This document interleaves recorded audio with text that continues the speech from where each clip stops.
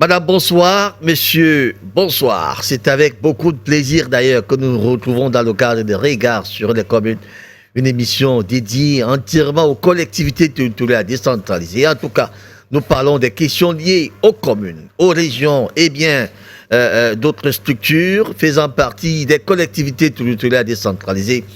Ce soir, une thématique nous intéresse, vous intéresse également. Nous parlons du développement local, défis et enjeux des collectivités territoriales décentralisées.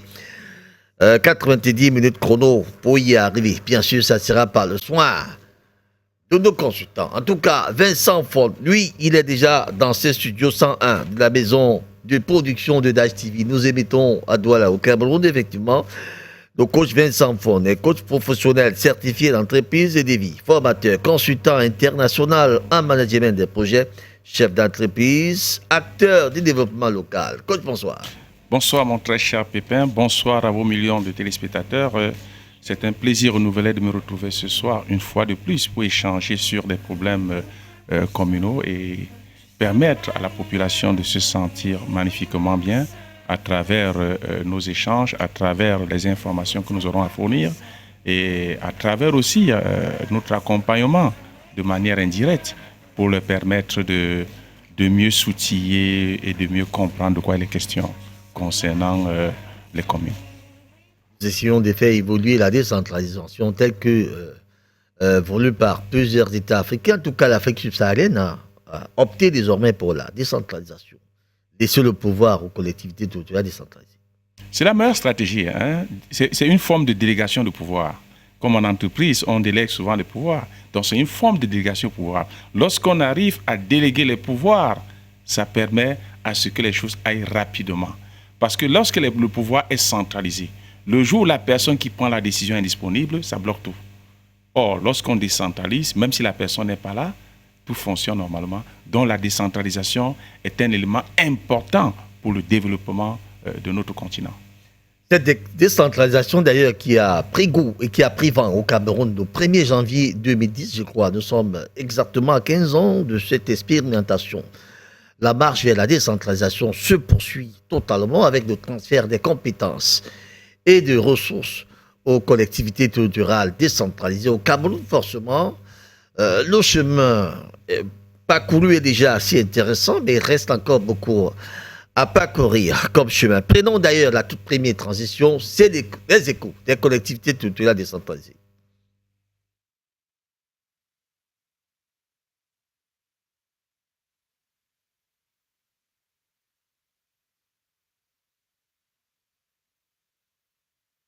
On va donc vivre ça en image maintenant avec forcément le Togo. Ouvrons par le Togo en image. Forcément, où les Togolais ont d'ailleurs vécu cette élection municipale. Il faut dire que l'élection municipale qui a eu lieu le 17 juillet 2025 a d'ailleurs fait beaucoup de plaisir aux Togolais. Il était question de renouveler les conseils municipaux de pratiquement 117 communes là-bas au Togo. Il faut dire que ces élections déroulées dans le calme, malgré les appels à la manifestation de la diaspora, ont tenu toutes les promesses, selon les résultats d'ailleurs provisoires du scrutin du 17 juillet 2025. Le parti UNIR, entendez Union pour la République, a déjà engrangé 1150 sièges sur 1527 en jeu, soit environ, on parle de 75% des sièges qui sont véritablement tenus par le parti au pouvoir. Ce parti qui a d'ailleurs été créé en 2005, le parti UNIR, qui est au pouvoir depuis, on va le dire ainsi, suivi plutôt de l'ANC de Jean-Pierre Bemba, et effectivement, qui arrive avec 51 sièges, soit 3%. L'UFC avec 38 sièges, ADDI avec 34 sièges. Il y a d'autres petits partis qui arrivent comme ça avec 2-3 sièges. 2 sièges, 3 sièges, 1 siège. On parle d'environ 500 participants, en fait 500 participants qui ont d'ailleurs pris part à cette élection. Et selon certaines statistiques également, selon les statistiques qui viennent officiellement du comité, en fait, on va dire de la CENIR, on parlait d'environ 2 552 039 électeurs qui se sont d'ailleurs rendus aux urnes ce 17 juillet sur un total de 4 637 998 inscrits, soit un taux de participation de 55,02%, un taux que plusieurs pourront peut-être juger légèrement faible, d'autant plus qu'on attendait quelque chose de plus consistant.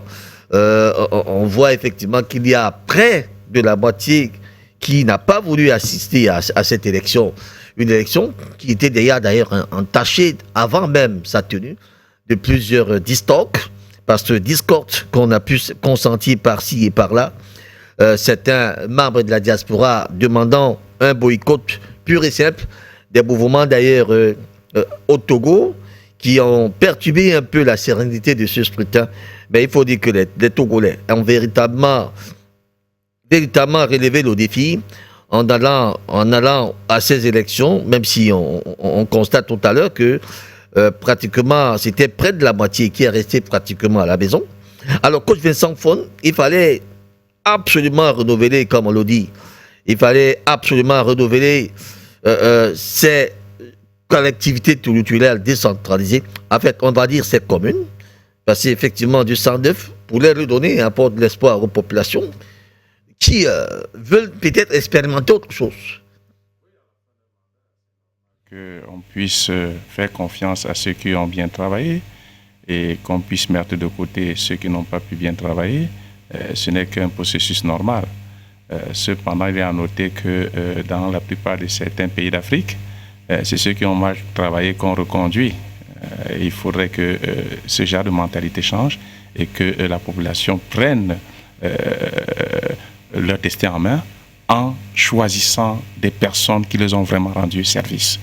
Donc, ce n'est que normal, un renouvellement dans le calme, malgré la diaspora qui a demandé à... Mais on note quand même quelque chose qui déçoit un peu. Hein. Sur 4 637 998 inscrits, il n'y a pratiquement que 2 552 039 électeurs qui se sont rendus aux urnes. Là, on sent qu'il y a quand même près de la moitié de la population qui n'a pas participé à ce scrutin. Tout à fait. Vous savez que ici en Afrique, généralement, la population, de manière générale, participe très peu aux élections. Pourquoi? Parce qu'il y a un problème d'information. De deux, parce qu'il y a un problème de déception. Ils ont participé dans le passé et ils n'ont rien vu. Aller encore refaire la même chose, pour eux, ils disent, je préfère garder mes mots de tête tranquilles, je préfère rester moi à la maison, faire autre chose, éviter d'attraper l'AVC, qu'ils fassent ce qu'ils veulent faire. Et voilà pourquoi la population se retrouve en retrait à un moment donné. La déception, la déception, la déception. Dans un cas pareil, est-ce qu'il n'y a pas moyen de mener une campagne de sensibilisation, faire connaître le bien fondé aux populations d'aller voter, d'aller choisir leurs conseillers municipaux, parce qu'effectivement, ces populations doivent prendre leur destin en main. Vous verrez des promesses que les élus ont fait lors de leur campagne. Ils n'ont pas respecté ça. La population sait bien que nous devons aller voter. Parce qu'à partir du moment où on va s'inscrire dans la liste électorale, on sait pourquoi on va s'inscrire. Donc ce sont des populations qui sont informées qu'il est important de voter. Ça fait partie d'un devoir citoyen. Or, le véritable problème, c'est que chaque moment où ils ont voté à travers un programme, ils n'ont jamais rien reçu. Sinon, ils n'ont que reçu des insultes, du mépris et tout cela. Quand la population souffre, ne sait même pas comment faire pour avoir un point d'eau, marcher des kilomètres pour aller chercher de quoi, quelques gouttes d'eau, il y a problème. Quand la population sait que pour aller en ville, il faut marcher pendant 9 heures de temps à pied parce qu'il n'y a pas de route. Vous voulez qu'elle fasse quoi? Est-ce que cela devrait justifier le fait maintenant d'abandonner tout entre les mains maintenant de ceux dont vous estimez qu'ils ne font pas votre volonté? Je crois qu'il serait mieux de garder la persévérance. Tout à fait. Il faut tenir un autre discours le discours de l'éveil pour leur dire, OK, puisque ça n'a pas marché, arrangez-vous, lorsque vous allez voter, de vous assurer qu'effectivement, celui que vous avez choisi est la personne indiquée. Donc, prenez votre destin en main, parce que si vous ne prenez pas votre destin en main, ce qui est sûr, les autres feront de vous ce qu'ils veulent. Or, si vous prenez votre destin en main, vous amènerez les élus à faire ce que vous voulez, parce qu'ils sont là, parce qu'ils vous représentent. Donc, il faut leur tenir un nouveau discours. Le discours qui rassure, le discours qui vont les pousser à l'action, le discours qui va les amener à visualiser le bien-être qu'ils auront lorsqu'ils iront choisir la personne indiquée. Et je pense que les choses commenceront à aller. Parce que si vous êtes en face de quelqu'un qui vous manque tous les jours, lundi, mardi, mercredi, jeudi, vendredi, la semaine prochaine, vous n'avez plus rien à faire avec la personne. Il faut tenir notre discours en disant que bon, la personne qui vous mentait, on l'a peut-être mise de côté.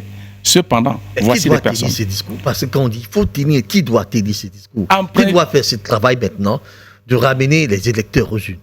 En principe, c'est dans la communauté même, à travers les chefs, à travers les comités de quartier, à travers les comités de village. Il faut que ces groupes puissent tenir un discours, parce que c'est un peu ils représentent en quelque sorte les leaders de la population. C'est le porte-parole de la population. Alors, pour que ces personnes, le chef et le comité de quartier, le comité de village, puissent tenir un discours fort à la population, il faudrait qu'ils soient convaincus eux-mêmes que le discours qu'ils tiennent iront dans le sens que la population désire. Et c'est ça. Donc, il est important de se poser la bonne question.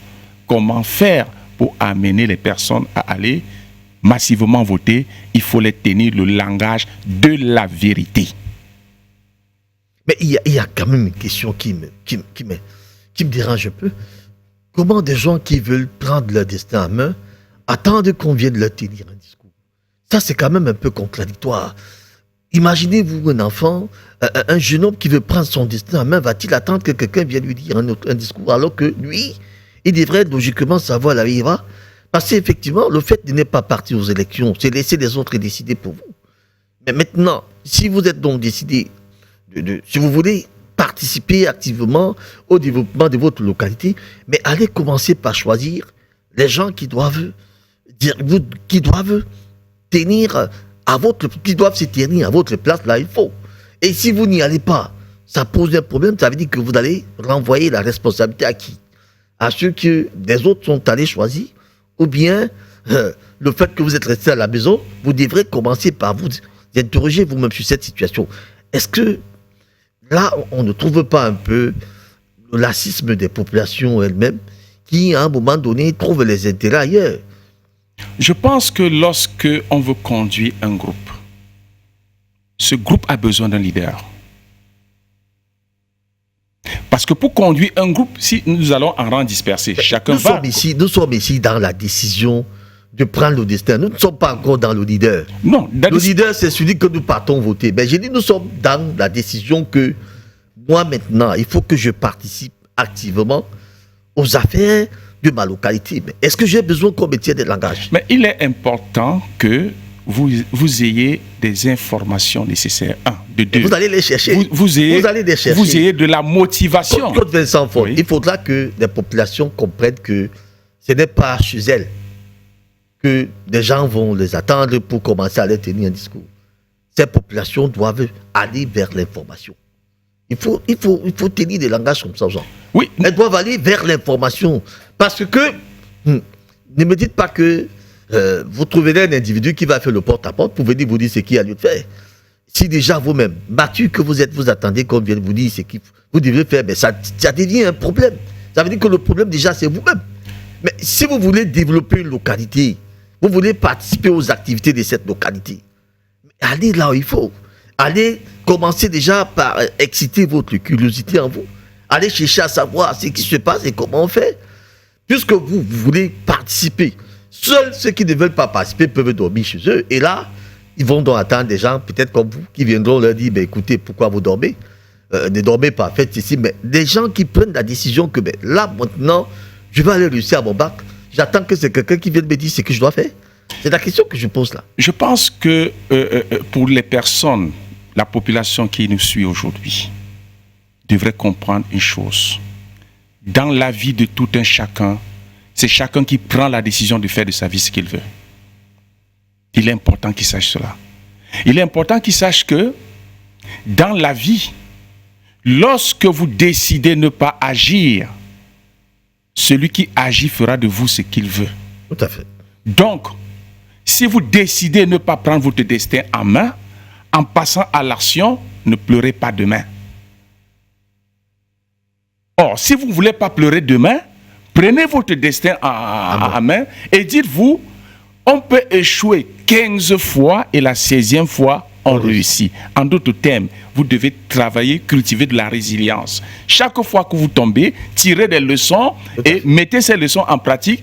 Il arrivera un de ces 4 matins que vous allez gagner. Donc, il est important de savoir que si vous décidez de ne pas faire un pas, personne ne vous portera de là où vous êtes pour vous mettre là où vous voulez. Vous souhaitez aller. Parce que chacun suit son destin. Très bien. Donc, il est important que la population prenne le destin en main, travaille sur la résilience et se dise, elle doit se dire que, vous savez, dans la vie, si vous voulez cueillir une mangue, vous devez grimper. On n'obtient rien sans effort. Ce n'est pas en se couchant à la maison que vous aurez ce que vous voulez. Essayez, même si vous donnez votre voix et que quelqu'un d'autre. Vous êtes quand même rendu. Vous avez quand même fait votre devoir. Votre devoir. Et vous avez le droit de vous plaindre lorsque ça ne marche pas. Mais vous n'allez pas voter. Et vous demandez, et vous vous plaignez après. Mais qui devrait mettre cette voix supplémentaire qui devait élire ton candidat? C'est toi. Tout à fait. Personne d'autre ne pouvait mettre cette voix supplémentaire. Les populations Donc, doivent apprendre. Une voix est importante. Chaque personne qui a la carte devrait aller voter et s'assurer évidemment que mon vote a été pris en compte et que tout s'est passé de manière pacifique et honnête, sincère et transparente. Nous déplorons donc ce taux de participation très en baisse là-bas au Togo. Nous restons au Togo toujours en image. Nous parlions là tout à l'heure du Togo, il faut rappeler que le Togo est divisé en 5 régions qui sont elles-mêmes divisées en 39 préfectures et ces préfectures sont subdivisées en 117 communes. Donc ce sont ces 117 communes qui pourront être renouvelés d'un 109 à l'issue de ces élections. On vous rappelle que les élections qui ont eu lieu le 17 juillet dernier ont donné, en tout cas selon les résultats provisoires, qui ont d'ailleurs été diffusés par la Commission électorale nationale indépendante, le parti UNIR, qui est d'ailleurs en poste depuis 2005, et il faut le rappeler, en grand jeu 150 sièges sur les 1525 en jeu, soit environ 75% des sièges déjà pour le parti au pouvoir, le parti de l'opposant Jean-Pierre Bemba ANC, qui obtient 51 sièges, soit 3%, l'UFC 38 sièges, l'ADDI 34 sièges, d'autres petits partis arrivent avec un siège, 2 sièges. Il y a même eu des candidats indépendants, pas de 65 candidats indépendants qui ont quand même pu arracher, candidatures indépendantes qui ont également pu arracher des sièges. Effectivement, on attend donc la Cour suprême de ce pays dont entérine des résultats dans les jours qui suivent. Rappelons que le Togo, comme je le disais un instant, est d'ailleurs dans l'étape embryonnaire de sa décentralisation. C'est encore à l'étape primaire. Le Togo apprend à marcher dans ce nouveau registre de décentralisation et essaye d'ailleurs de se donner les moyens pour y arriver. Il faudra peut-être encourager des États ainsi qui prennent un chemin et qui se donnent les moyens de pouvoir aboutir. Nous ne pouvons que les féliciter et leur dire que toute nouvelle chose commence avec la douleur. Et après, c'est le bonheur. Pour dire simplement qu'il faut toujours commencer quelque part, deux fois très mal, pour bien faire après. Donc, il est important de leur dire bravo, bravo, et que tous les autres pays africains emboîtent le pas. Parce que la décentralisation permettra à ce que chaque Africain prend son destin en main. Et l'occasion est donnée pour la population de dire un mot sur leur avenir, de prendre des décisions qui engagent leur avenir, d'être partenaires des décisions que la communauté prendra pour leur avenir. Or, ce qui ne se faisait pas avant lorsqu'on avait un pouvoir centralisé. Très bien. On va donc saluer ces avancées au Togo en matière de décentralisation. C'est, il faut dire, les élections municipales, on le répétait il y a un instant, ont eu lieu le 17 juillet dernier avec pratiquement 2 552 039 électeurs qui se sont rendus aux urnes. Est-ce qu'on peut avoir ça en image? Je vous en prie. Qui se sont rendus aux urnes sur un total de 4 637 998 inscrits, soit un taux de participation de 55,02%. C'est qu'on parle, on parle d'ailleurs de baisse, d'un taux de participation en baisse par rapport aux élections antérieures, mais qu'à cela ne tienne, c'est déjà un peu plus de la moitié, donc la population a répondu présente à cette élection. On rappelle que le Togo, qui est encore à la phase primaire de sa décentralisation, qui est subdivisé, qui est d'ailleurs divisé en 5 régions, qui elles-mêmes sont divisées en 39 préfectures, et ces préfectures sont subdivisées en 117 communes. C'est donc ces 117 communes qui pourront être renouvelées dans 109, en tout cas. Ces quelques maires pourront revenir, il y en a beaucoup qui partiront également pour céder place au 109. Un 109, c'est toujours bien.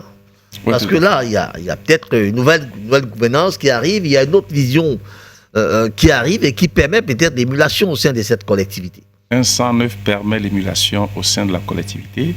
Ça redonne encore de la confiance à ceux qui avaient perdu cette confiance en se disant, essayons avec celui-ci pour voir ce qu'il pourra faire. Celui-ci n'est pas d'autre. Donc, il a un programme, accompagnons-le. Nous ne perdons rien en l'accompagnant.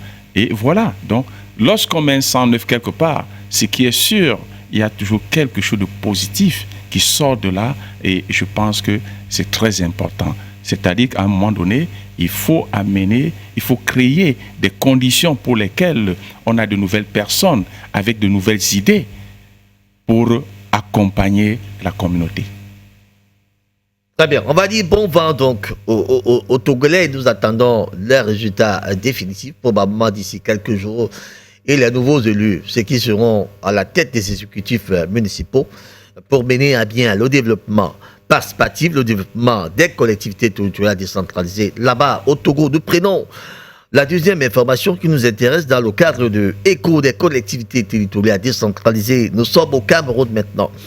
On s'en souvient d'ailleurs, il y a cela pratiquement quelques semaines seulement, des journées de l'urbanisme et de la construction de Douala. Il faut le dire, se sont d'ailleurs tenues axées sur l'amélioration du cadre de vie et du respect des règles d'urbanisme. Il faut rappeler que pour cette troisième édition lancée du 10 au 13 juin dernier, des innovations ont été remarquées autour des visions focalisées sur l'émergence et le développement local. Parlons d'ailleurs on rappelle, selon certaines sources, le gouverneur de la région littorale a d'ailleurs souhaité une synergie publique-privée d'application ferme des normes et règlements environnementaux et surtout la multiplication des expériences face à la pression foncière ou aux tensions diverses. Plusieurs partenaires ont d'ailleurs assisté à ces journées qui ont fait beaucoup de plaisir à la ville de Douala, qui a pu réfléchir pour son développement, la création des infrastructures et bien sûr créer un peu de résilience dans cette ville de Douala qui commence, il faut le dire, à être peuplée de plus en plus. Coach Vincent Fon, des journées comme celle-ci, on parle de la troisième édition qui a été lancée du 10 au 13 juin dernier. Des journées comme celle-ci ont quelle plus-value? La plus-value, c'est qu'à quelque chose, on apprend à quelque chose de nouvelles. Ça permet d'avoir des idées nouvelles et ça permet d'avancer. Ce qui fait que lorsque on crée des journées de parole, pas pareil, on essaie d'échanger, on essaie de voir différemment les différents points de vue des uns et des autres, voir comment ensemble, malgré nos points de vue divergents, aller dans la même direction. Donc il est important d'encourager ce genre de journée, ce genre d'activité pour le bien-être toujours de la communauté. Alors, on va noter tout de même que plusieurs innovations ont été remarquées autour de cette journée. Est-ce qu'on peut avoir ça en image? La réalisation, nous souhaiterions avoir beaucoup plus des images quand nous parlons des échos des collectivités territoriales décentralisées. C'est pour que les téléspectateurs sachent effectivement ce qui s'est produit là-bas, ceux qui n'ont pas assisté à ces cérémoniales. Donc, c'est très important de garder la main sur les images que nous devons diffuser. Alors, on peut quand même s'interroger sur l'opportunité que devrait saisir la mairie de la ville de Douala, il faut le dire, ou la communauté urbaine, comme certains semblent encore rester dans l'ancienne appellation. L'opportunité que devrait saisir la communauté urbaine dans des activités de ce type. Vous savez, lorsqu'on est face à certaines activités, quel que soit le type d'activité, que ce soit des séminaires, que ce soit des journées portes ouvertes, les rencontres, on tire toujours quelque chose d'important. Il faut renouveler de temps en temps ces différentes journées pour permettre aux uns aux autres et à cette communauté de mieux s'outiller, de voir comment faire, de voir comment améliorer leur façon de faire, de voir comment percevoir différemment ce qu'ils ont souvent l'habitude de percevoir et de passer à l'action. Et tout ceci toujours pour le bien-être de la population. Parce que quelle que soit la communauté, que ce soit la communauté urbaine, que ce soit les communes, on a toujours, tous sont là pour le bien-être de la population. Alors, je rappelais il y a un instant que le gouverneur de la région littorale a souhaité une synergie publique-privée, l'application ferme d'ailleurs des normes et règlements environnementaux et la multiplication des expériences face à la pression foncière et aux tensions diverses. Alors, question fondamentale, cette approche collaboratrice peut-elle enfin résoudre le défi d'urbanisation, il faut le dire, totalement anarchique? Tout à fait. Nos ancêtres utilisaient souvent ce qu'on appelle la tenue de palabre. Cette tenue de palabre, c'était pour essayer de gérer certaines situations, essayer de se parler, essayer de voir dans quelle mesure avoir le même son de cloche. Donc, c'est très important d'avoir cette synergie. C'est très important de communiquer. C'est très important de dialoguer avec les acteurs sociaux sur la problématique. Et ça ne peut qu'apporter du bien-être. Et certainement, les partenaires au développement sont les bienvenus dans de telles circonstances, parce qu'effectivement, d'ailleurs, lorsque vous regardez comment se sont déroulées ces journées, c'était avec un parterre de partenaires venus de partout dans le monde entier. Vous avez eu des médias qui ont répondu présents à cet appel. En tout cas, Douala a vibré forcément la réflexion menée pour son développement. Et le maire, le docteur Roger Bassadini, au centre d'ailleurs de toute activité, a saisi cette occasion pour tendre la pêche à tous les partenaires pouvant apporter un plus à cette ville de Douala. Il faut dire une ville déjà millionnaire. Un peu plus de 5 millions d'habitants résident déjà dans la ville de Douala. Donc il faut comprendre que la surpopulation de cette ville demande absolument une urbanisation assez intéressante, bien conçue et bien pensée. Et c'est dans ce sens d'ailleurs que les troisièmes journées, il faut le dire, les troisièmes journées, effectivement, de l'urbanisme et de la construction de Douala se sont donc tenues du 10 au 13 juin dernier. Coach Vincent Fond, on va en sortir totalement de ces échos des collectivités. Nous prenons une légère transition et nous revenons juste derrière.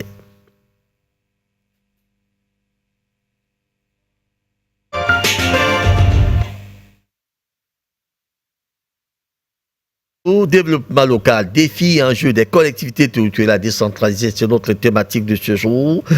Et effectivement, Coach Vincent Fond, les collectivités territoriales décentralisées sont, il faut le dire, à l'œuvre du développement, on va dire, sont à l'heure du défi de leur propre développement. Et là, on a comme impression que plusieurs ne maîtrisent pas encore les enjeux, forcément, et les défis sur lesquels elles devraient s'apaisantir tout au long des différents mandats. Ça aussi, c'est une question fondamentale. Oui, tout à fait. Pour y arriver, il faudrait d'abord se poser la bonne question qui est de savoir c'est quoi le développement local. Alors, c'est un processus qui vise à améliorer la qualité de vie de la population locale en promouvant l'économie, la culture et l'environnement. Alors, pour cela, le rôle des collectivités locales décentralisées, ces collectivités jouent un rôle clé dans le processus de développement local. Alors, car elles sont responsables de la gestion des affaires locales et la prestation des services publics. Dans ce contexte, nous allons examiner les défis et les enjeux des collectivités territoriales décentralisées dans le développement local. Alors, comme défi des collectivités territoriales décentralisées, nous avons premièrement le manque de ressources financières. On est toujours dans le manque de ressources financières. Deuxièmement, relever le défi d'aller rechercher leur propre financement. D'accord. Alors, on a ensuite la faible capacité institutionnelle. Nous verrons ce que ça. Il faudra que, point par point, que nous puissions expliciter ces points-là. Par exemple, quand on parle du manque des ressources financières, qu'est-ce que c'est et comment faire pour aller acquérir ces ressources financières? Je crois que c'est ça qui est important. Tout à fait. Je vais y arriver. Je vais juste d'abord donner les éléments. Non, on va point par point. D'accord.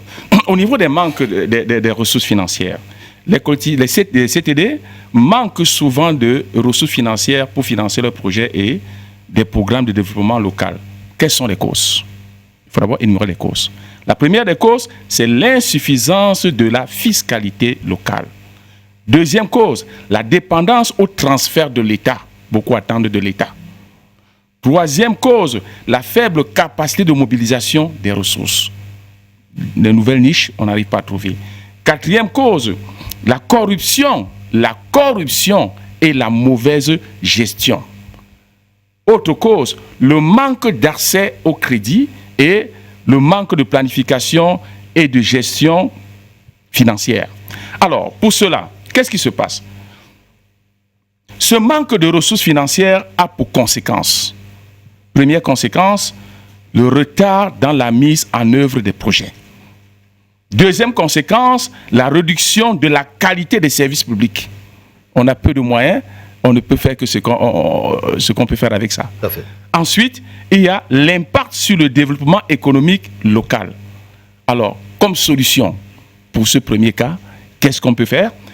Pour résoudre ce problème de manque de ressources financières, les collectivités territoriales décentralisées peuvent mettre en place des stratégies comme, premièrement, diversifier les sources de revenus en développant des activités génératrices de revenus et en mobilisant les ressources financières auprès des acteurs locaux. Deuxièmement, améliorer la gestion financière en mettant en place un système de gestion financière efficace et en renforçant leur capacité en matière de planification et de gestion financière. Autre élément, renforcer la fiscalité locale en mettant en place des systèmes de taxation efficaces et l'élargissement de la base fiscale. Autre élément, améliorer la transparence et la redevabilité en publiant des informations sur les finances et renforcer les mécanismes de contrôle et de surveillance. Parce qu'on a l'impression souvent que lorsque on veut parler de l'argent, on dit que non, on n'a pas besoin de fournir un rapport. Il est important. Ensuite, elles peuvent développer les capacités de mobilisation des fonds en formant des équipes spécialisées dans la recherche de financement et en établissant des partenariats avec les bailleurs de fonds. Donc, on peut former des équipes dans la communauté qui sont là uniquement pour aller rechercher les sources de financement. On les outille pour cela. Vous avez le service des recettes, vous avez le service des receveurs, vous avez également ceux qui sont dans ce qu'ils appellent très souvent dans les commissions, je crois la commission des relations internationales, je ne sais pas quoi, ils ont quand même plusieurs accès qui peuvent mettre la main là-dessus. Tout à fait. Ensuite, il faut mettre en place un mécanisme de gestion des risques pour anticiper et gérer les risques financiers liés à la mobilisation des ressources financières. Donc voilà en quelque sorte en ce qui concerne les problèmes de financement. Alors nous allons au deuxième élément, deuxième défi, c'est la faible capacité institutionnelle. Alors dans cette faible capacité institutionnelle, qu'est-ce qui se passe? Les CTD ont souvent des capacités institutionnelles faibles, ce qui limite leur capacité à gérer efficacement les affaires. Quand on parle de capacité institutionnelle, on parle de quoi? on parle en principe de manque de ressources, par exemple, de ressources humaines compétentes. Donc, je vais donner quelques éléments clés. Alors, on a ici, comme les causes de cette faible capacité institutionnelle, on a le manque des ressources humaines qualifiées. Ensuite, on a les formations et capacités de développement insuffisantes, dont il y a moins de formation. Ensuite, il y a le manque d'équipement et de technologie. Il y a des endroits où il n'y a même pas Internet. Donc, il est difficile d'accéder à des informations capitales. Il y a la structure organisationnelle inadéquate et le manque de clarté dans les rôles et les responsabilités. Ensuite, il y a le manque même de la planification stratégique. Il y a la dépendance excessive à l'égard de l'État. Donc, tout ça contribue à une faible capacité institutionnelle. Alors, comme conséquence de cette capacité, de cette faible capacité institutionnelle, on a premièrement l'inefficacité dans la gestion des affaires locales, ce qui peut affecter la qualité des services publics fournis aux citoyens. Ensuite, il y a le manque de confiance des citoyens, ce qui peut affecter la légitimité et l'inefficacité des collectivités territoriales décentralisées. Il y a ensuite les difficultés à attirer des investissements, ce qui peut rendre difficile l'attraction d'investissements et de financement pour des projets de développement local. Et comme solution, pour résoudre le problème de faible capacité institutionnelle, nous pouvons proposer ceci: le renforcement des capacités des employés à travers des programmes de formation et de développement. Ensuite, l'amélioration de la structure organisationnelle pour gérer les affaires locales de manière plus efficace. La promotion de la transparence et de la redevabilité pour garantir que les ressources soient utilisées de manière efficace et efficiente. Ensuite, le développement de partenariats avec d'autres acteurs. L'utilisation des technologies de l'information et de la communication pour améliorer la gestion des affaires locales et fournir des services publics plus efficaces. Ensuite, il faut renforcer la gouvernance locale en promouvant la participation citoyenne et la transparence. Et enfin, le développement de la capacité de gestion financière pour gérer les ressources financières de manière efficace et efficiente. Donc, lorsqu'on a l'argent, il faut savoir mieux gérer cela de manière efficiente. Avec peu de moyens, on peut faire de grandes choses. Donc, voilà en ce qui concerne le deuxième défi. Nous passerons au troisième défi. Et c'est le défi qui m'intéresse le plus. Et c'est le défi qui tue pratiquement, qui nous amène, la population, les Africains, à faire des mythos, c'est-à-dire à toujours rentrer dans l'obscurité. Alors, c'est quoi? C'est la corruption et la mauvaise gouvernance. Voilà un troisième défi. Bien. Alors, pour cela, la corruption et la mauvaise gouvernance sont des problèmes majeurs qui affectent les CTD et entravent le développement local dans l'Afrique en général. Quelles sont les causes de la corruption et de la manœuvre et de la mauvaise gouvernance? Alors, c'est quoi? Premièrement, c'est le manque de transparence, parce qu'il y a un manque de transparence quelque part, ce qui est sûr, beaucoup de choses vont disparaître. Donc, il y a le manque de transparence et de redevabilité dans la gestion des affaires locales pour créer des opportunités pour la corruption et la mauvaise gouvernance. Alors, la faible capacité institutionnelle, ce qui peut entraîner la vulnérabilité et la corruption ainsi que la mauvaise gestion. Parce qu'on a une faible capacité institutionnelle. Tu as des gens incompétents quelque part. Ce qui est sûr, il sait qu'il ne peut pas faire le boulot, il a besoin d'argent, il est obligé de faire des choses pas très correctes. Parce qu'il sait que s'il ne le fait pas, sa place est en jeu. Donc, il y a le manque de contrôle et de surveillance efficace pour permettre à la corruption et à la mauvaise gouvernance de se développer. Il y a ensuite l'intérêt personnel et politique des élus et des fonctionnaires qui peuvent influencer leurs décisions et créer des opportunités pour la corruption et la mauvaise gouvernance. Voilà en quelque sorte en ce qui concerne les causes. J'ajouterai encore d'autres causes. Le manque de ressources financières et humaines peut entraîner des difficultés pour les collectivités territoriales décentralisées à gérer les affaires locales de manière efficace et de créer des opportunités pour la corruption et la mauvaise gouvernance. Alors, il y a aussi la culture d'impunité. Il faut relever cela. La culture d'impunité.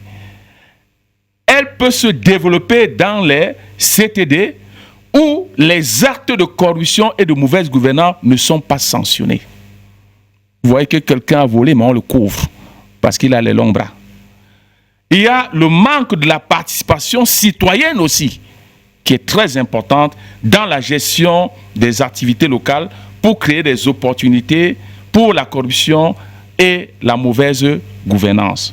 Alors, comme conséquence, qu'est-ce que ça peut créer? La perte de la confiance des citoyens. Les citoyens se disent, mais ça sert à quoi tout cela? Ensuite, cette perte de confiance des citoyens peut entraîner une perte totale de confiance aux institutions locales. Donc les citoyens n'auront plus confiance aux institutions locales. On va dire, ah, tout cela, c'est des corrompus. Ensuite, il y a l'inefficacité dans la gestion des affaires locales qui peut entraîner la corruption et la mauvaise gouvernance. Il y a le détournement des ressources qui pourraient être utilisées pour améliorer la qualité de vie des citoyens. Alors, comme solution, par rapport à cette corruption... Pour cet aspect, effectivement, oui, comme solution. Tout à fait. Comme solution, nous devons promouvoir la transparence et la redevabilité dans la gestion des affaires locales. Deuxièmement, nous devons renforcer les capacités institutionnelles pour gérer les affaires locales de manière efficace. Et nous devons aussi développer des mécanismes de contrôle et de surveillance pour prévenir la corruption et la mauvaise gouvernance. Et il y a aussi, nous pouvons promouvoir la participation citoyenne dans la gestion des affaires locales pour garantir que les besoins et les attentes des citoyens sont pris en compte. Très bien. Et nous pouvons mettre aussi en place des sanctions efficaces pour des actes de corruption et de mauvaise gouvernance. Et nous pouvons aussi favoriser la culture d'intégrité et promouvoir des valeurs éthiques de transparence et de redevabilité.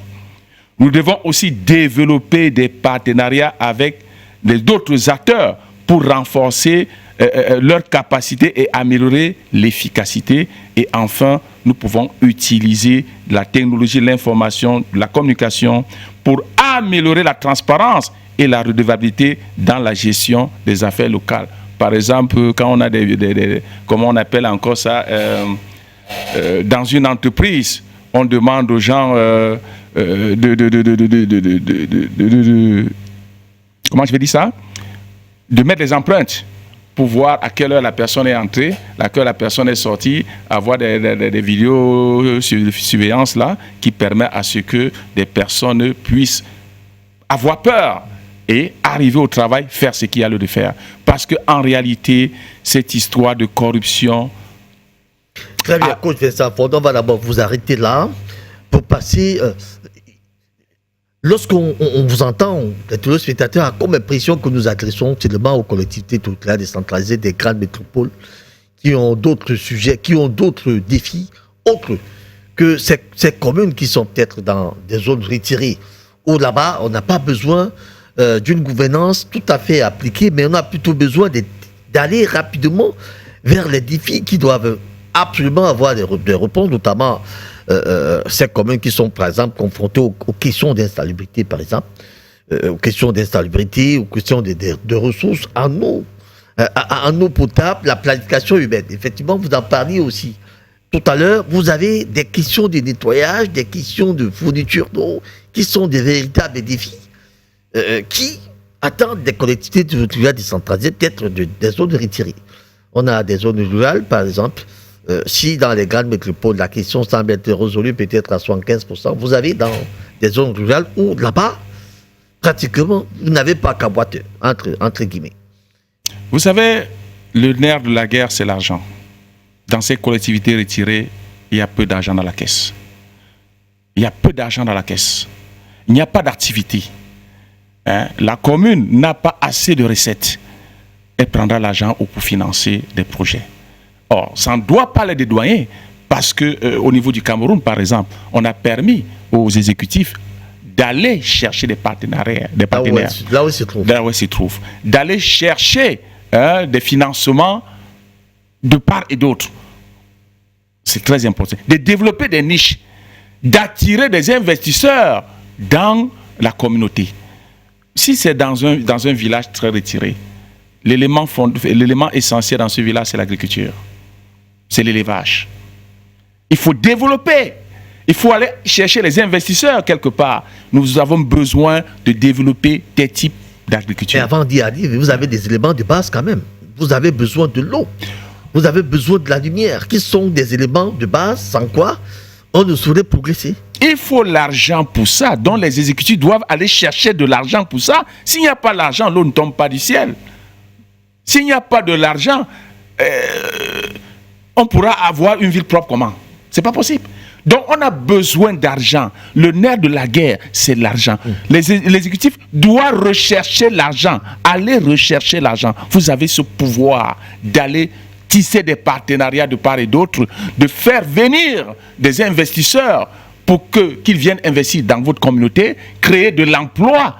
Et lorsqu'on crée l'emploi, automatiquement, ça dégage des taxes communales. Ce qui fait que la commune trouvera sa caisse enflouée. Donc, il est important. Vous ne pouvez pas, et je vais dire ça aux exécutifs, vous ne pouvez pas manger une nourriture que vous n'avez pas préparée. Deux choses une. Soit vous l'avez achetée, soit vous l'avez volée. Donc, il est important d'aller chercher le financement. Il est important d'investir.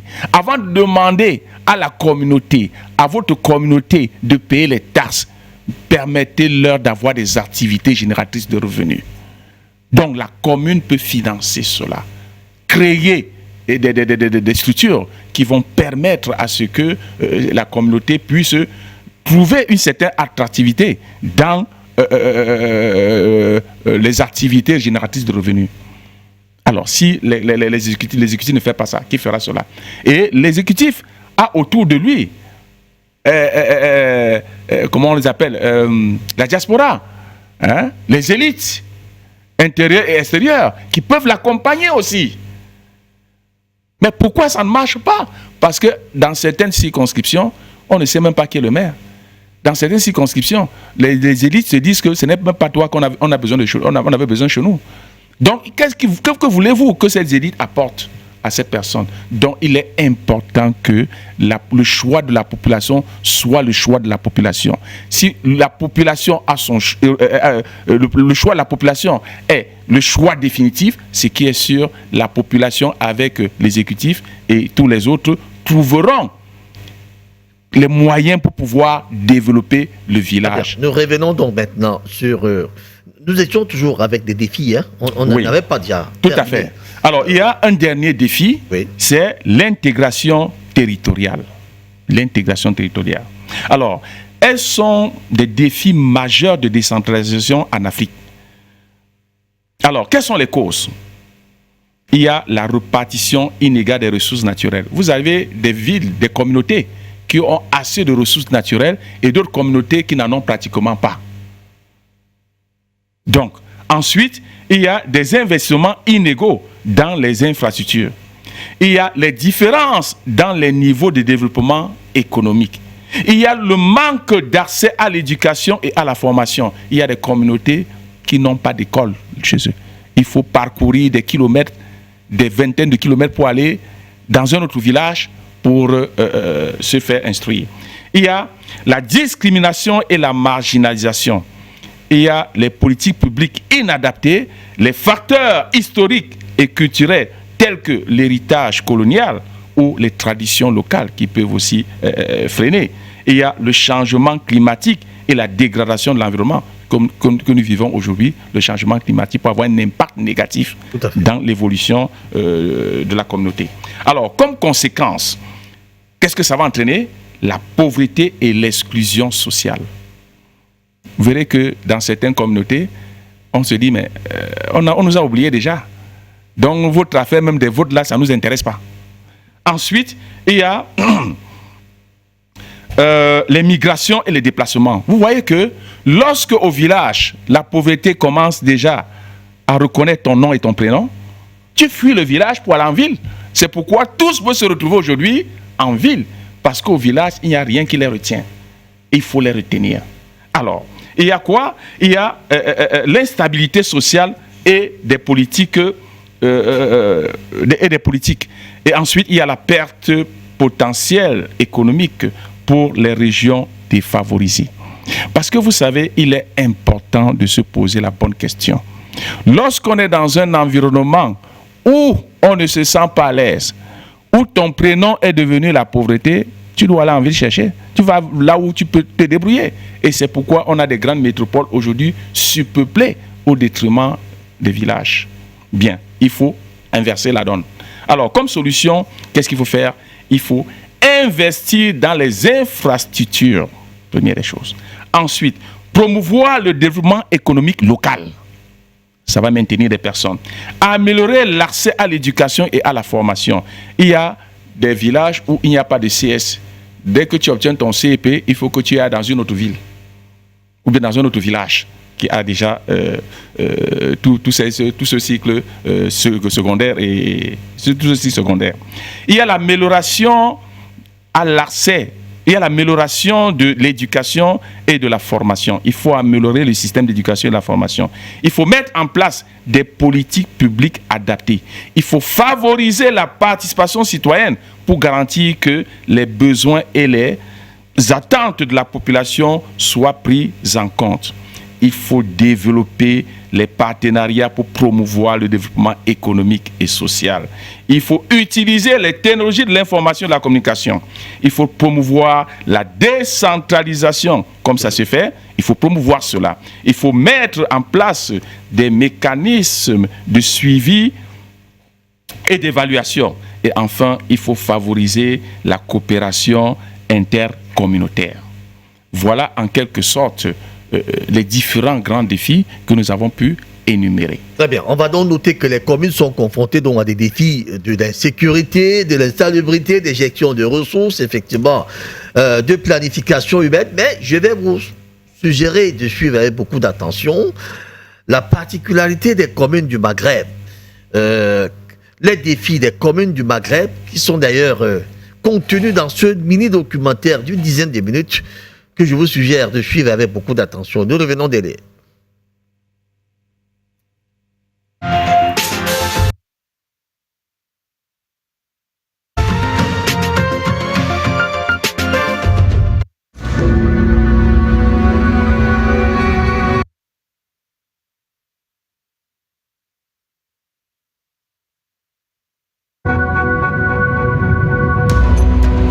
La manière dont les populations marocaines, tunisiennes et algériennes vivront et travailleront à l'avenir se décide principalement dans les villes. Les 2/3 de la population y habitent déjà. 57 millions de personnes habitent les centres urbains. Les Nations Unies estiment la croissance de la population des pays du Maghreb à 30 millions d'ici 2050. Ce développement crée de grands défis pour les villes et les communes. Comment impliquer les citoyens dans les processus du développement? Comment assurer les besoins croissants en eau et énergie? Comment assurer un logement pour tous, et ce de manière à préserver le patrimoine urbain et historique? Comment les administrations municipales peuvent-elles relever ces défis rapidement et efficacement? C'est dans l'intérêt tant des pays du Maghreb que de l'Europe de trouver des réponses à ces questions. كنعمل في هذا الميدان ديال الترميم ديال البنايات العتيقه وكنشعر بواحد السعاده كبيره لان هذا ارث خلاوه لنا الاجداد ديالنا ولو ان كتاح لنا الفرصه اننا نعملوا خارج هذه الاسوار وخارج هذه المدن العتيقه كنفضلوا على اننا نعملوا باش نحافظوا على هذا التراث باش نسلموه كامانه للاجيال اللي غادي تجي ان شاء الله. Autre défi, l'infrastructure des grandes agglomérations est souvent surchargée. Comment les gens font-ils pour aller de A à B? Comment relier de manière efficace la périphérie avec les centres-villes? Comment réduire les temps de trajet pour se rendre au travail sans pour autant renoncer à la sécurité routière? Et comment faire en sorte que les villes ne continuent à s'étaler rapidement dans les périphéries rurales sans qu'ils soient tenus compte des coûts infrastructurels et environnementaux? احترموا الاشارات الضوئيه، احترموا الممرات الخاصه بالراجلين، بركه ما نلعبوا بحياتنا، نرجع احترام الراجلين، احترموا الاشارات الضوئيه. الترام كيجي في التراجي ديالي فين كنمشي يوميا بالنسبه ليا احسن من لو بيس. كنت كنمشي شحال هادي في البيس كندير يعني واحد الساعه ونص جوج سوايع، الوغ في الترام وليت كندير ساعه هذا بدا كل ساعه تجي الترام داكشي بونكتويل. كما قلت لك التحديات اللي كاينه خصهم يزيدوا لنا الطوبيسات بزاف باش الناس، لان الاحياء الشعبيه مازال ما توصلش للمسطره. باش نوصلوا لهذه النتيجه هذه خصنا مازال يزيدوا لنا شويه ديال الطوبيسات ان شاء الله.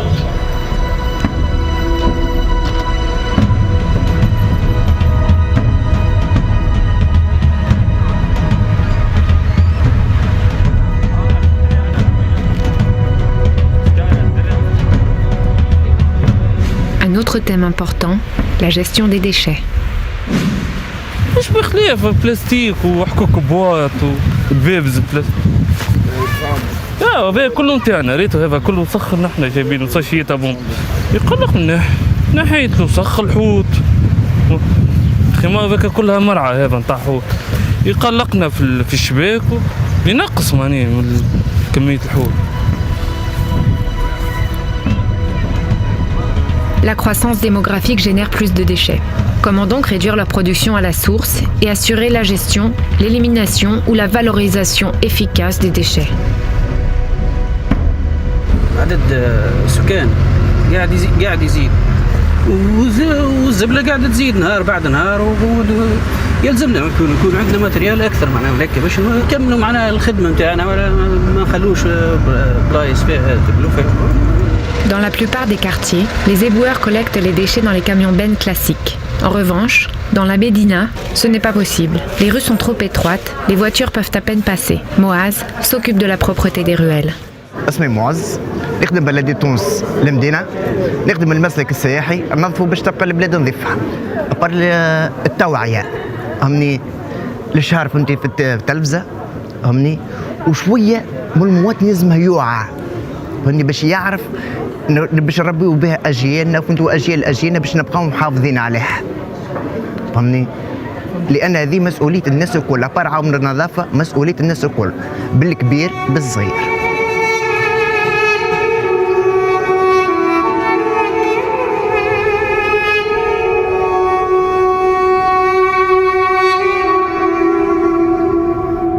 Les autorités locales et municipales jouent un rôle central pour relever ces défis. De nombreuses administrations municipales ne sont pas suffisamment adaptées aux besoins des citoyens.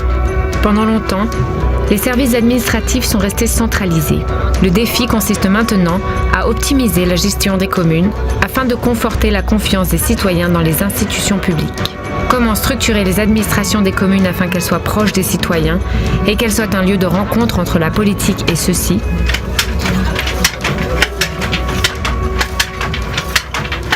يا خويا هذيك لازمها تتحسن. الحق واحد باش يمشي على ورقه يقعدوا يمشيو فيه من البيرو بيرو، يعني بيه ماذا بيه واحد نطق لا نتعطل لا شيء. مثلو ايش يلزم من الأوراق اللي باش ناخذ بهم أوراق آخرين ليه شادين صفقة تضيع وقت ما نحبوش. Raja Ariden connaît également ce problème. Elle est couturière. Elle doit agrandir son atelier car elle reçoit de plus en plus de commandes.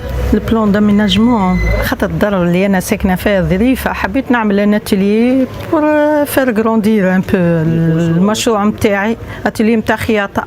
انا جي بريسك ان نو ماتنون كو جو ترافاي با طول طون اونتر البلديه والدار. البلديه يلزم يتدخلوا عباد اخرين، خاطر البلديه ما عنديش امل اني باش تعطيني من غير حتى شيء هكاك. كيف البلدية تبدأ ماشية وخدمات العباد تمشي في بقعتها وأمور قانونية على الناس الكل، سيبون وقتها يبدا القانون يعم على الناس الكل. خاطر كي نبداو من البلدية ننظفوا في الدنيا معناتها اللي احنا ولينا عندنا مخاخ ونفكروا معناتها المسؤولين اللي أكبر باش يعملوا أحسن. هذاك السوا كريبون هذاك بقدي. Un des thèmes les plus importants est de donner une perspective aux jeunes. أنا نحب نخدم طبيب نفساني. نبغي إن شاء الله نكون لاعب كرة قدم.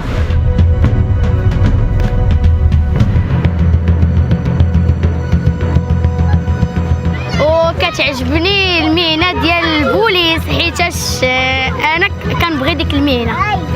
محامي، الناس المحتاجين اللي يحبوا شكون يدافع عليهم وما عندهمش فلوسهم.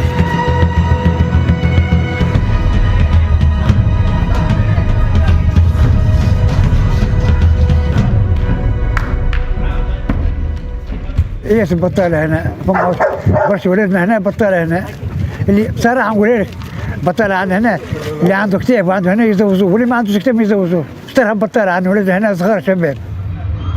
Presque la moitié de la population a moins de 25 ans. Beaucoup de jeunes veulent participer au développement de la société. Ils revendiquent un emploi et une participation active à la vie politique. Comment faire pour répondre à leurs besoins? Une question clé pour la stabilité de l'ensemble de la région. Le mécontentement des jeunes a été déterminant pour le dit printemps arabe. Comment créer des perspectives pour ceux-ci et les intégrer dans les processus politiques? Comment combattre des taux de chômage exorbitants? Pour moi, comme étant une femme et comme étant un jeune de ce pays, j'aimerais bien avoir un boulot. نحب نعمل حاجة لبلادي حتى لو كان باش نعملها حتى في خدمتي أنا كاو. Je sais très bien que même à travers خدمتي البلاد باش تقدم بشوي. La présence des jeunes, les activités des jeunes, ce que peuvent faire les jeunes, on voit rien. ما همش قاعدين يعطيو فيهم في فرصة. On leur donne pas la possibilité et l'occasion pour montrer qu'est-ce qu'ils sont capables de faire.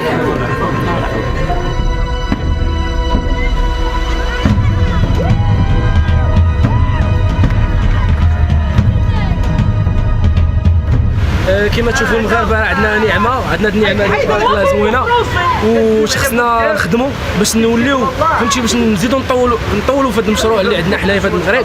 خصك تقرا وتعمل باش ان شاء الله تزيد قدام. اون بليس خصك واحد خص انتظامات، يكون عندنا واحد الانتظام في المغرب. باش ما عندناش انتظام لا قدام ان شاء الله غيولي انتظام. بداو بشويه لا قدام ان شاء الله يكون الحلم ديالنا الحلم الدراري كاع متحقق. Un avenir économique prospère, une éducation pour leurs enfants et la qualité de vie. C'est ce que beaucoup de Marocains, Algériens et Tunisiens se promettent dans les villes. Le programme commun de la GIZ soutient les communes et villes du Maghreb afin qu'elles puissent relever les défis de ce futur.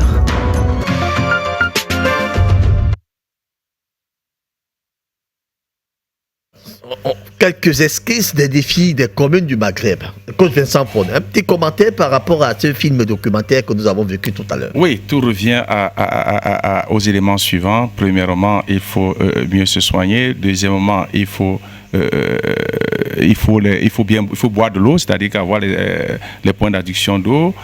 Il faut avoir des structures de santé permettant à la population de se soigner. Il faut des routes pour essayer d'avancer. Tous ces défis, c'est ce que nous vivons en Afrique et c'est ça qui permettra, lorsqu'on aura fait face à ces défis, je crois que l'Afrique décollera un peu. Parce qu'il est important de se poser la bonne question. Comme on dit souvent, là où la route passe, le développement suit. S'il n'y a pas de route, il y aura problème. S'il n'y a pas des hôpitaux, il y a problème. S'il n'y a pas de l'eau, la population tombera malade et cette population ne pourra plus travailler et l'État ne pourra plus encaisser, atteindre ses objectifs. Et il y a pratiquement les terrains de jeu. Parce qu'après avoir travaillé, on a besoin de faire un peu de sport, on a besoin de déstresser, ainsi de suite. Voilà les défis de manière terre à terre que les communes ont besoin, ont en face d'eux. Très bien. Donc, les communes, comme pour dire, les communes sont donc confrontées à des défis tels que on a vu voir tout à l'heure l'insalubrité, la gestion des ressources en eau, de la planification et bien d'autres choses. Et du coup, donc, comment répondre donc à ces défis? On a donc les initiatives locales qui voient le jour pour répondre à de tels défis. Coach Vincent Fon, vous avez par exemple des projets d'alimentation en eau potable, vous avez sûrement des opérations de nettoyage, de la gestion des ressources naturelles et bien d'autres qui sont en réalité des initiatives locales qui viennent répondre comme ça à ces défis. Tout à fait, tout à fait. Il est important de se poser la bonne question. Lorsqu'on est face à une difficulté, qu'est-ce qu'il y a lieu de faire? Il faut trouver des solutions. Et l'une des premières solutions par rapport à toutes ces difficultés, c'est les finances. Il faut trouver des sources de financement. Il faut investir dans sa communauté. Il faut permettre aux citoyens de s'intéresser de plus en plus dans le développement de leur communauté. Ils ne doivent pas s'asseoir chez eux et attendre que tout se passe de manière spectaculaire.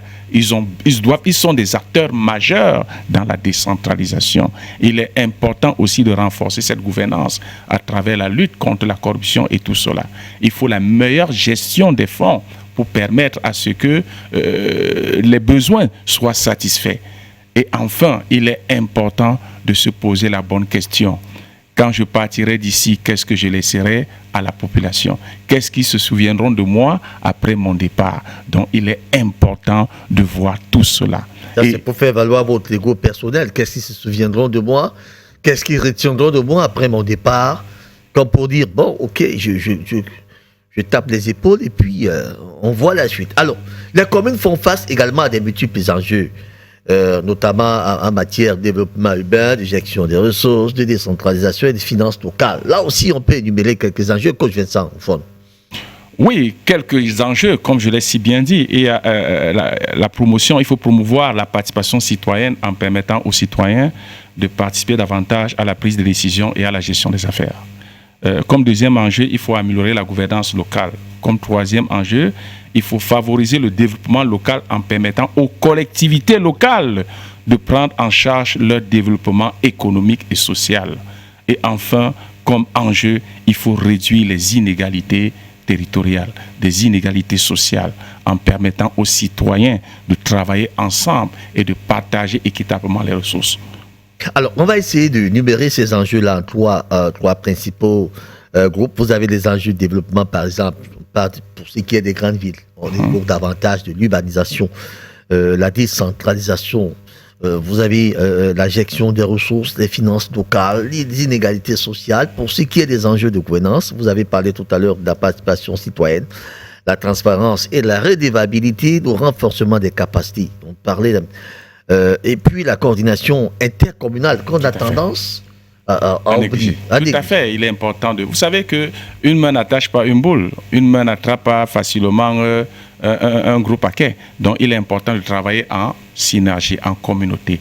Lorsque je sais que nous avons deux communautés qui n'ont pas assez de ressources, ils peuvent ensemble mettre leurs ressources pour ce développement participatif. Donc il est important que les relations, le partenariat intercommunauté puisse se passer de manière magnifique. Donc il faut promouvoir cela. Parce que ce qui fait généralement problème, c'est l'ego. Je n'ai rien à faire avec mon voisin. Je veux montrer que chez moi, c'est meilleur que chez le voisin. Or, je passe chez le voisin pour aller en ville. Donc si c'est mauvais, c'est bon chez moi, j'arrive chez le voisin. Chez moi, il y a le goudron. Chez le voisin, il n'y a pas le goudron. Ce qui est sûr, j'arriverai en ville sale. Donc, il est important de travailler en synergie et ça permettra à ce que l'Afrique retrouvera ces valeurs ancestrales qui reposent sur la communauté. Alors, évoquons un peu ces enjeux de sécurité. On parle de la sécurité routière, par exemple, la sécurité aux frontières. Ça aussi sont des enjeux. Tout à fait, tout à fait. La sécurité routière crée énormément de problèmes, de morts. Tous les jours, il y a des familles endeuillées. Peut-être parce qu'à certains endroits, il y a une nid de poule, à certains moments, on a des chauffeurs qui ne font pas attention, il y a des personnes qui roulent à tombeau ouvert, qui ne respectent pas le cours de la route, ainsi de suite.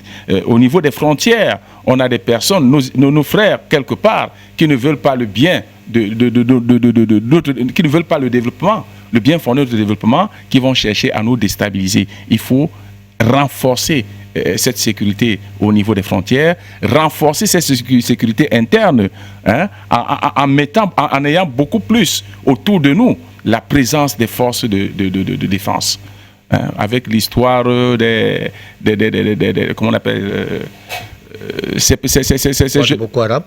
ces jeunes garçons, comment on les appelle, ils arrivent en bande avec les machettes pour les microbes. Ouais. Voilà, les phénomènes comme les microbes ne permettent pas à une communauté de se développer. Donc il faut mettre fin à ce type d'activité et permettre à la population de se sentir à l'aise, que quelqu'un se dise, après mon travail à 22h, si c'est mon travail à 22h, je peux arriver chez moi sans souci. Donc il est important que nos autorités, avec les moyens qu'ils ont, continuent, renforcent notre sécurité, parce qu'en renforçant notre sécurité, je pense que chacun de nous se sentira bien. Nous parlons il y a un instant des enjeux de développement. Vous avez, par exemple, des inégalités sociales qui pourront être un coût pour les collectivités. Tout à fait. Les inégalités sociales proviennent, quelles sont généralement les causes? La plupart du temps, c'est premièrement le manque de ressources adéquates. On a des villages où il n'y a pas assez de ressources, il n'y a même pas de ressources. Et on a d'autres villages qui ont assez de ressources. Donc il est important de se poser la question, chez nous, qu'est-ce que nous pouvons inventer pour permettre à ceux qui ont des ressources de nous passer une partie de leurs ressources en leur offrant un service ou en leur vendant un bien. Donc, même si nous n'avons pas de ressources, il est important de créer cela. Donc, il faudrait que l'État mette, et c'est à travers la décentralisation, que l'État et les exécutifs puissent ensemble créer des conditions pour lesquelles chaque personne de la population se sentira à l'aise. Parce que si on ne se sent pas à l'aise, alors, vous avez évoqué tout à l'heure de la gestion des ressources. Effectivement, on en parle. Quand on évoque des ressources, il y a deux types. La ressource humaine, les ressources financières, l'injection. Tout à fait. Parlons de la première ressource. La première ressource, c'est la ressource humaine. Il faut avoir une ressource humaine forte. Des personnes qui ont des compétences pour pouvoir créer, pour pouvoir gérer, pour pouvoir implémenter, pour pouvoir réaliser ce qu'on doit réaliser. Et ces personnes ne peuvent pas le faire si les ressources financières ne suivent pas. Donc les deux ressources sont incontournables pour l'évolution d'une nation, d'une communauté ou bien d'une région. Alors, on va ouvrir le standard aujourd'hui. Aujourd'hui, pour nos téléspectateurs, forcément, il y en a qui en demandent souvent à réagir au cours de ce programme. Regard sur les communes. Le standard, le 6, je crois, le 6... 94 45 60 38, c'est le code d'accès pour ceux qui veulent effectivement réagir sur cette émission sur la thématique qui nous intéresse, développement local, défis et enjeux des collectivités territoriales décentralisées. D'ici une quinzaine de minutes, nous serons déjà partis. Alors, coach Vincent Fon, on a essayé d'évaluer ces enjeux. Or, hormis l'enjeu d'urbanisation qui intéresse peut-être des grandes métropoles, hein, vous avez dans des endroits retirés, des communes de l'intérieur par exemple, où la question des finances locales est un véritable enjeu. Tout à fait. Comme je disais tantôt, lorsque vous êtes dans un endroit où il n'y a aucune activité, l'argent n'entre pas. L'argent suit les activités. Donc, il est important de développer les activités. Il est important d'attirer des investisseurs à ce niveau. Il est important de communiquer communiquer sur leur existence. Parce que si vous ne dites pas aux gens que nous existons ici, il y a problème. Et c'est là où interviennent généralement les histoires telles que les foires, organiser des foires, hein, pour permettre à certaines personnes de découvrir votre région, votre village ou votre zone. Et je pense qu'avec ça, ça pourra créer une certaine émulation. Comme on le disait la fois dernière, on n'a pas besoin de beaucoup de moyens pour créer ce genre d'activités qui vont créer une certaine émulation, permettre aux gens qui sont à l'extérieur de venir découvrir ce que vous savez faire. Et peut-être même, à travers cela, ils verront qu'il est important d'investir ici parce qu'ils trouveront les comptes. Alors, quand on évoque la finance locale, on parle peut-être des ressources propres, hein, qui doivent être dégagées par les collectivités territoriales décentralisées. Mais pour parler des ressources propres, il faut qu'il y ait des activités. S'il n'y a pas d'activité, il n'y a pas de ressources propres. Tout à fait. Donc, on évoque encore les enjeux de gouvernance, ces enjeux de gouvernance parmi lesquels on va parler dans la transparence, ou alors le renforcement des capacités d'ailleurs, qui semble également être un enjeu capital. Oui, le renforcement des capacités humaines, le renforcement des capacités est un élément important, comme je l'ai si bien dit. Vous savez, lorsque vous avez des personnes bien outillées, il s'agit des personnes qui feront des choses magnifiques. Si on a eu dans une communauté tous les éléments qui vont permettre, c'est-à-dire que des éléments matériels, des éléments humains, je pense que les choses iront d'elles-mêmes. Donc, il est important de se poser la bonne question: comment faire pour que, au niveau de notre commune, au niveau de notre village, au niveau de notre zone, que nous puissions développer notre économie. Alors, dans les régions reculées, je dis encore, il est important de permettre même aux élites extérieures de venir investir dans l'agriculture. Le développement des capacités demande d'abord des capacités intellectuelles. Développer d'abord les capacités intellectuelles de ceux qui dirigent ces collectivités territoriales décentralisées, leurs acteurs, afin maintenant de développer des capacités économiques, comme vous êtes en train de dire. On parle là de des capacités intellectuelles, pour la plupart. Tout à fait. Ils ont besoin des formations. Tout à fait, des formations. Alors, j'ai parlé tout à l'heure de l'insuffisance adéquate des formations. Des fois, on leur propose des formations qui n'ont rien à y voir avec ce qu'ils ont besoin. Donc, il est important que dans le budget de la commune, qu'il y ait un budget formation. Parce que lorsqu'on capacite des personnes, on les permet de pouvoir développer. Parce que lorsqu'on investit sur un être humain, on investit sur un individu, il y aura un retour automatique d'investissement. Alors, lorsqu'on n'investit pas, ce qui est sûr, non seulement cet individu créera des problèmes dans cette commune, et cette commune n'a même pas des moyens pour pouvoir gérer ces problèmes, et ça devient 2, 3, 4, 5 problèmes. Donc, il est important de renforcer les capacités des différents intervenants, des acteurs, que ce soit au niveau des comités de village, de quartier, et ainsi de suite. On parle maintenant de la transparence, et de la redevabilité. On a un appel? Ok, monsieur, bonsoir. Allô? Oui, bonsoir. Oui, bonsoir, monsieur Raoul. Merci de nous écouter. On vous écoute. Je m'appelle l'enseignant de nos présidents, la paix de tout village d'Opassou. Très bien, merci beaucoup. Allez-y, on vous écoute. J'ai une question. Oui, allez-y. J'aimerais savoir, si on fait le renforcement des communes, comment est-ce que les choses peuvent mieux se gérer à la communauté qui ne reçoivent pas les budgets alloués à investir dans les délais? Très bien. C'est tout votre question? Oui, c'est ce que je voulais savoir. Si le budget même ne parvient pas dans les communautés à temps, comment est-ce que les choses doivent être mieux gérées s'ils ne reçoivent pas le budget à temps? Très bien. Coach Vincent Faute. Oui, je l'ai énuméré tout à l'heure en disant simplement que lorsqu'il y a retard dans les recettes, retard dans les finances, automatiquement, ça va impacter le retard dans les projets. Lorsqu'on reçoit tardivement des sommes allouées, par exemple, pour tel projet, automatiquement, ça pose problème. C'est la raison pour laquelle il faut toujours bien budgétiser et mettre la pression sur ceux qui doivent vous donner l'argent, d'apporter de l'argent. Donc, lorsque on n'a pas l'argent à temps, ça crée énormément plusieurs problèmes, sur tous les plans, plusieurs problèmes. Je crois qu'elle a obtenu une réponse à sa question. Très bien. Alors, coach, on évoquait d'autres aspects, notamment sur le renforcement de capacité. Nous y étions, la transparence et la redevabilité. Oui, la transparence. Vous savez, quand vous demandez à quelqu'un, j'aimerais voir l'état financier de votre activité, on a l'impression que vous voulez fouiller dans ses affaires personnelles. Et il est important d'être transparent. C'est quand on est transparent que chacun vous fait confiance. C'est quand on est transparent qu'il n'y a pas de doute, il n'y a pas de suspicion. Mais lorsqu'on n'est pas transparent, on crée le doute, la suspicion, on crée même de la rancune et même on crée même de la sorcellerie à un moment donné, la sorcellerie de bas étage.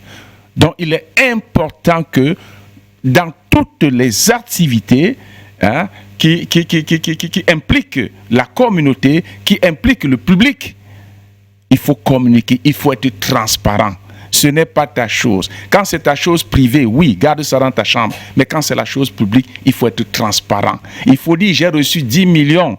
Sur ces 10 millions, voici le projet que nous avons réalisé. Voici le détail des dépenses effectuées. Chacun peut venir vérifier. Si tel est le cas, je pense qu'on aura moins de problèmes. Très bien. Alors, on achève maintenant avec des conséquences. Alors, comme conséquence, généralement, on a tous les problèmes que nous rencontrons. C'est-à-dire que la pauvreté, parce que rien n'est fait. L'insécurité, parce que si personne n'a rien, si on a des personnes qui ne sont pas occupées, ils seront obligés d'aller chercher vers ceux qui sont occupés ce qu'ils ont. Donc, il y a pratiquement plusieurs éléments qui rentrent en compte dans ces enjeux. Donc, il est important, la première des choses, permettre à la population, d'être capable de se soigner, de boire de l'eau, de manger, de se déplacer, de faire son sport. Parce qu'à un moment donné, on déstresse. Ça veut dire qu'il faut créer des aires. Il faut créer des aires de jeu. Des aires de divertissement. Tout à fait. En matière de sport. Oh, ok, on prend cet appel-là. Bonsoir. Bonsoir. Bonsoir. Oui, vous nous appelez d'où? Monsieur, vous nous appelez d'où? Ah, il est parti. Il est parti. On espère qu'on pourra le revoir tout à l'heure. D'ici 5 minutes, nous serons partis de ce programme. Oui, coach Vincent. Donc, je disais tantôt qu'il est important de se poser la bonne question. C'est de savoir comment vit ma population. Et la population doit se poser une question. Qu'est-ce que je fais pour ma communauté? Parce qu'il ne faut pas toujours attendre des autres. Il faut aussi se poser la question, qu'est-ce que je peux apporter à ma communauté? Tout à fait. Donc, je dois m'investir dans le développement économique de ma communauté. Vous aurez, par exemple, dans certains villages, quelqu'un a des moyens. Ok, monsieur, bonsoir. Il est parti? Vous verrez, par exemple, quelqu'un qui a des moyens, qui va investir en ville sur une activité de commerce, alors qu'il pouvait investir dans son village, dans les activités agricoles, dans la pisciculture, et tout cela fera vivre la population. Mais qu'est-ce qu'on fait? Tout le monde veut ouvrir des bars, tout le monde veut avoir des boîtes de nuit, tout le monde veut vendre les habits, tout le monde veut aller en Chine, acheter les téléphones, les vendre. Or, on a besoin de manger. Ceux qui sont restés au village sont pas des animaux.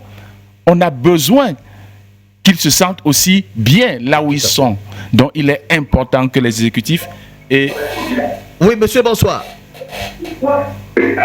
Oui, bonsoir. Bonsoir, je viens de venir à l'émission. Oui, allez-y. Vous nous appelez d'où? Oui, je suis Christian Malou. Oui? Je vous appelle depuis Bertois. Très bien, on vous écoute. Je vous appelle depuis Bertois. On vous écoute, allez-y. Ah oui, en fait, je voulais poser la question au maître, voilà, pour savoir selon lui, quelle est la participation du TECOM Alors, on imagine qu'il voulait poser cette question de savoir quelle est la participation du FECOM dans le développement des collectivités territoriales décentralisées. Le FECOM apporte des finances majeures, des éléments majeurs. C'est la banque des communes. C'est la banque des on communes. appelle ça la banque des communes. Donc, elle est là pour aider les communes à développer certains projets, à réaliser certains projets. Le FECOM n'est que là pour accompagner les collectivités territoriales décentralisées dans la réalisation de certains projets, donc en leur prêtant de l'argent qui devrait être remboursé avec moyennement des légers intérêts. Tout à fait. Il faut le rappeler. Donc c'est pour ça qu'on dit que le FECOM est la banque des communes. Oui. Oui, bonsoir. Bonsoir. Oui, vous nous appelez d'où? Oui, nous nous appelons ici au Bala. D'accord, allez-y, on vous écoute. Allez-y, monsieur. Vraiment, je suis votre émission, je suis gratuitement votre émission. Ouais. Mais sauf que quand on parle des communes au Cameroun, dans notre pays, existe-t-il la question que je me pose aujourd'hui? Je veux savoir, est-ce que vraiment les communes, qu'est-ce que c'est là, les communes s'appliquent vraiment au Cameroun? Je vous invite à Obala, mon Dakar, vraiment je ne comprends pas. À quoi nous faire maintenant la commune? Pendant qu'on n'a même pas accès au centre-ville, nous sommes à Angers-les-Pierres, j'habite à peine 1 kilomètre du centre urbain Obala. Mais vous ne pouvez pas arriver là. Le maire, l'exécutif communal, comme je vous dis, a de la peine à arriver même dans mon quartier. Je ne sais même pas si l'exécutif communal a même fait un tour dans le quartier où j'habite, le quartier non que tout le monde connaît très bien. Alors, on nous parle du FECOM, de ceci, vraiment. Nous en avons marre, les Camerounais, on en a marre. À quoi nous sert le FECOM? Moi, je ne vois pas l'importance du FECOM. Si ça avait été un organe qui contrôlait les mairies, on comprendrait. Peut-être qu'il nous serait encore utile. Mais alors, à quoi nous sert le FECOM? Merci beaucoup, monsieur. Contribution pour cette soirée. Merci. Merci à vous, monsieur. On comprend votre, votre désespoir. Le maire, je crois que c'est Jean Ediba, si je ne me trompe pas. C'est lui qui est à la commune d'Obala. Bon, en fait, voilà un résident de la localité d'Obala qui se pose la question de savoir à quoi sert une commune. Vous pouvez répondre à cette question? Oui, tout à fait. Simplement pour dire que lorsque on ne reconnaît pas, on n'a pas une personne, c'est-à-dire qu'un exécutif. Oui, prenons encore cet appel-là avant de répondre à cette question. Oui, monsieur, bonsoir. Oui, bonsoir. Vous nous appelez d'où? Je vous appelle de... Alors, on a de la peine à vous saisir. Hein. Vous nous appelez d'où? Je vous appelle de Maroc. Voilà. D'accord, allez-y, on vous écoute. Oui, bon, en fait, je voulais savoir le thème du débat fait.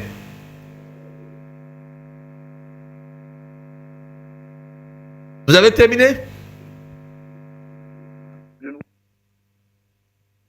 Nous avons du mal à l'avoir. Coach Vincent, on va sortir. Oui, allez-y. Oui, je disais tantôt qu'on a plusieurs catégories d'exécutifs de maires. Il y a ceux qui sont là pour venir travailler. Il y a ceux qui sont là pour leur business. Il y a ceux qui sont là parce qu'on les a placés là. On leur dit, fais ça ou ne fais pas ça. Donc, il est important de se poser la bonne question. Population, votez la personne que vous désirez. Demandez que cette personne que vous avez choisie vous conduise. Et c'est pourquoi il est important. Oui, monsieur. C'est monsieur Dipolonais qui appelle depuis Dovati. Très bien, allez-y. Allez-y, nous vous écoutons. Nous vous écoutons. Oui, monsieur, bonsoir. Oui, bonsoir, monsieur. Allez-y, on vous écoute. Merci. Je suis petit propositeur d'appel du Sud-Ouest. Ouais. D'accord. Je vais une question à monsieur le consultant. Oui. Au sujet de la gouvernance dans le...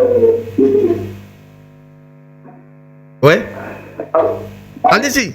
Nous avons constaté qu'en matière de décentralisation, les problèmes de gouvernance se posent exactement à trois niveaux. D'abord, au niveau des collectivités de la décentralisation, généralement les magistrats municipaux se fait une fête de moyens financiers. Mais ils ont du mal justement à discuter de tous les moyens qu'on met à leur disposition. Ça, c'est le premier point. Second point, tout ce monde, c'est également de tout simplement entreprenant. C'est-à-dire pour trouver des ressources propres. Aujourd'hui, se retrouve dans une situation de dépendance vis-à-vis des cantines additionnelles. l'Italie également, alors, comment résoudre ce problème de dépendance au niveau des maïsans? Ça, c'est le premier niveau. Le deuxième niveau, c'est au niveau de l'État central. Alors, on se rend compte que l'État central a du mal à transférer les ressources. Selon, par exemple, le cas de l'éducation minérale. Les textes ont produit, par exemple, moins de 15% de l'État. Ce n'est pas tout respecté. Que faire à ce niveau-là? Est-ce que les collectivités de l'État ont la possibilité de contraindre l'État pour les 15% qui ont difficulté de l'État soient respectés? Troisième niveau, les populations sont dans une démarche attendue et elles se comportent comme bien été par l'article de la difficulté. Donc, c'est une difficulté justement la question de la population de une organisation pour la musique. Voilà par exemple les trois missions que nous avons faites de gouvernance nous éclairer pour faire la pleine mesure de façon synergique, de façon civile, on peut ensemble générer une idée de façon. Monsieur, nous vous remercions, mais vous êtes arrivé quasiment à la fin de ce programme. Les questions, nous allons les répondre probablement mercredi prochain. Nous ne pouvons plus avancer parce que la réalisation nous a accordé 2 à 3 minutes supplémentaires. Nous en sommes déjà à 5. Nous sommes vraiment désolés, mais nous vous disons, mercredi prochain, vous aurez les réponses à vos questions. Soyez connectés, regard sur les communes, c'est tous les mercredis, espace 20h30, 22h sur ces mêmes antennes. Et les rediffusions, c'est les vendredis à 22h. Merci de nous avoir suivis, Coach Vincent Ford. Merci d'avoir été là. As-tu été là pour la réalisation?